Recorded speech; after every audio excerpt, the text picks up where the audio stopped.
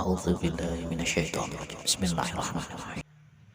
Al-Quran Surat Al-Baqarah Ayat 26. Tafsirnya.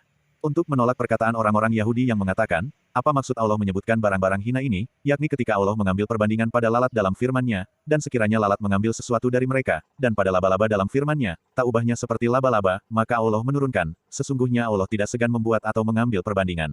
Ini berfungsi sebagai maf'ul awal atau objek pertama, sedangkan, apa juga, adalah kata penyerta yang diberi keterangan dengan kata-kata yang di belakangnya, menjadi maf'ul tsani atau objek kedua, hingga berarti tamsil perbandingan apapun jua.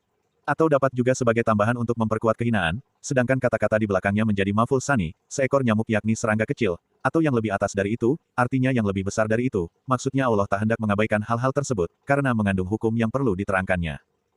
Adapun orang-orang yang beriman, maka mereka yakin bahwa maksudnya perumpamaan itu adalah benar, tepat dan cocok dengan situasinya, dari Tuhan mereka, tetapi orang-orang kafir mengatakan, apakah maksud Allah menjadikan ini sebagai perumpamaan? Masalan atau perumpamaan itu berfungsi sebagai tamyiz hingga berarti dengan perumpamaan ini. Yang berarti, apakah, merupakan kata-kata pertanyaan disertai kecaman dan berfungsi sebagai mubtada atau subjek. Sedangkan, berarti yang berikut silahnya atau kata-kata pelengkapnya menjadi khabar atau predikat, hingga maksudnya ialah, apa gunanya?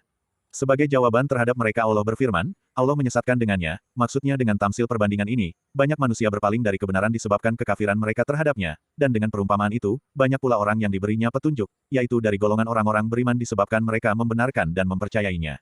Tetapi yang disesatkannya itu hanyalah orang-orang yang fasik, yakni yang menyimpang dan tak mau menaatinya. Ayat 27. Tafsirnya. Orang-orang yang merupakan naat atau sifat, melanggar janji Allah ialah melanggar kewajiban yang ditugaskan Allah kepada mereka dalam kitab-kitab suci berupa keimanan kepada Nabi Muhammad Shallallahu Alaihi Wasallam, setelah teguhnya ialah setelah kukuhnya perjanjian itu, dan memutus apa yang diperintahkan Allah dengannya untuk dihubungkan, yakni beriman dan menghubungkan silaturahmi dengan Nabi Shallallahu Alaihi Wasallam serta lain-lainnya. Anak kalimat, untuk dihubungkan, menjadi kata ganti dari, dengannya, dan membuat kerusakan di muka bumi dengan melakukan maksiat serta menyimpang dari keimanan, merekalah orang-orang yang mempunyai sifat seperti yang dilukiskan itu, orang-orang yang rugi, karena mereka dimasukkan ke dalam neraka untuk selama-lamanya. Ayat 28. Tafsirnya. Mengapa kamu kafir hai warga Mekah? Kepada Allah, padahal sesungguhnya tadinya kamu mati, yakni ketika masih menjadi mani dalam sulbi bapakmu, lalu kamu dihidupkannya dalam rahim ibumu dan di dunia dengan jalan meniupkan roh pada tubuhmu. Pertanyaan di sini untuk menyatakan keheranan atas kekafiran mereka padahal bukti-bukti cukup ada atau dapat juga sebagai celaan dan kecaman terhadap mereka. Kemudian dimatikannya ketika sampainya ajalmu, lalu dihidupkannya kembali pada saat berbangkit, kemudian kamu dikembalikan kepadanya yakni setelah berbangkit itu lalu dibalasnya amal perbuatanmu. Sebagai alasan kemungkinan saat berbangkit, Allah berfirman pada ayat berikut. Ayat 29. Tafsirnya.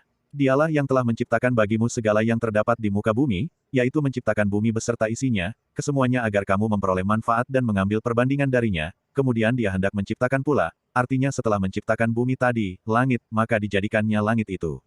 Lafat, hunna, sebagai kata ganti benda yang dimaksud adalah langit itu. Maksudnya ialah dijadikannya, sebagaimana didapati pada ayat yang lain, fakodohunna, yang berarti maka ditetapkannya mereka, 7 langit dan Dia maha mengetahui atas segala sesuatu, ini dikemukakan secara, mujmal, ringkas atau secara, mufassal, terinci. Maksudnya, tidakkah Allah yang mampu menciptakan semua itu dari mula pertama, padahal Dia lebih besar dan lebih hebat daripada kamu, akan mampu pula menghidupkan kamu kembali. Shadaqallahul Azim.